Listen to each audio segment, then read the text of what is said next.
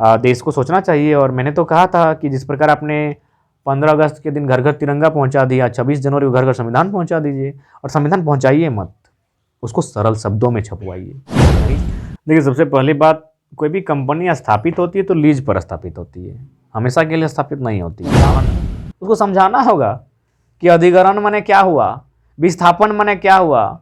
इसीलिए मेरा मानना है जो भी कानून की किताबें हैं वो प्रत्येक ही भारत देश में जितनी मातृभाषाएं हैं और मातृभाषाओं में छपनी चाहिए। सबसे पहले 22 लैंग्वेज में छपनी चाहिए तमाम, और सरकार का मुहर के साथ, जैसे भारत का संविधान 22 भाषाओं में छपे और सरल शब्दों में, टूटे फूटे शब्दों में छपे। उसके बाद राज्य सरकार की रिस्पॉन्सिबिलिटी है, यानी केंद्र की रिस्पॉन्सिबिलिटी है 22 लैंग्वेज जो अभी उनके पास सूची में है। उसके बाद राज्य सरकार की रिस्पॉन्सिबिलिटी होनी चाहिए थी कि आपके राज्य में अब क्या है। जैसे जब केंद्र ने तो 22 लैंग्वेज दे दिया, 22 लैंग्वेज में जो कानून थे उनको छाप दिया है, आपका जो लैंग्वेज है उसको पढ़िए, समझिए और उस पर अपना अधिकार को ले लीजिए। अब राज्य सरकार जैसे झारखंड में अब आ गया, तो झारखंड में देखिए कि झारखंड में क्या क्या भाषाएं हैं। जैसे झारखंड में अभी मोटा मोटी 9 भाषाओं में झारखंड सिमट जा रहा है, 9-10 भाषाओं में झारखंड के लोग सिमट जा रहे हैं, मतलब ये लोग जान जा रहे हैं, समझ जा रहे हैं।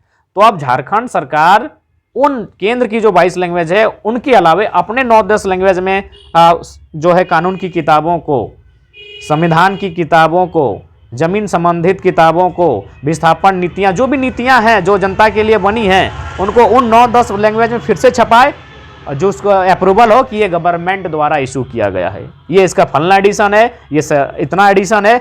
जब तक इस टाइप से अगर इस देश में चर्चा नहीं होगी तो फिर उस कानून का बनना बिगड़ना एक आम आदमी को, अमेंडमेंट क्या मतलब, अमेंडमेंट तो गृह मंत्री नहीं बोल पा रहे थे, वे उच्चारण नहीं कर पा रहे थे, तो हम लोग तो बहुत छोटा सा बच्चा है। और दादा जैसे इलेक्शन आता है, वोट, तो देखते हैं गांव-गांव में नुक्कड़ हो किया जाता है कि कैसे वोट दिया जाता है, वोट दीजिए जागरूक किया जाता है, और एलईडी टीवी में भी दिखाता है। तो उस टाइप का करके संविधान के बारे में नहीं बताया जा सकता क्या इस टाइप? हाँ बिल्कुल, उसी टाइप से जिस प्रकार गांव-गांव में लोग नुक्कड़ सभा के माध्यम से जाते हैं और बताते हैं कि भाई हमको वोट देना है, हम क्या करेंगे, तो ठीक उसी प्रकार प्रत्येक गांवों में ऐसी व्यवस्था होनी चाहिए जो लोगों को माने जानकारियां मिले। और मेरे हिसाब से मानना है कि आज जो टीवी सीरियल जितना चल रहा है वो एक तो बहुत बेहुदा है, अश्लील है, बहुत गंदा है। उसके स्थान पर आप कुछ संविधान की जानकारियाँ, कुछ नीतियाँ, जो पॉलिसियाँ हैं, सरल शब्दों में प्रत्येक दिन चैनल में प्रसारण किया जाए। उससे क्या होगा, लोग अपने अधिकार को जानेंगे। अभी मान के चलिए ज़मीन का मुद्दा आया, बहन चली गई दौड़ी हुई किसी वकील के पास, वकील की फीस दमदार है, नहीं दे पाई, हो सके वकील अगला पद से भी पैसा मैंने डील किया हुआ है, सही से नहीं बता पाए, लेकिन वो क्या करेगी, बैठ जाएगी, अपने समझेगी, और जब वो समझ लेगी तो खुद वो अपनी लड़ाई को लड़ सकती है। तो इसीलिए ये विषय महत्वपूर्ण है, इस पर देश को सोचना चाहिए। और मैंने तो कहा था कि जिस प्रकार आपने 15 अगस्त के दिन घर घर तिरंगा पहुंचा दिया, 26 जनवरी को घर घर संविधान पहुंचा दीजिए। और संविधान पहुंचाइए मत, उसको सरल शब्दों में छपवाइए।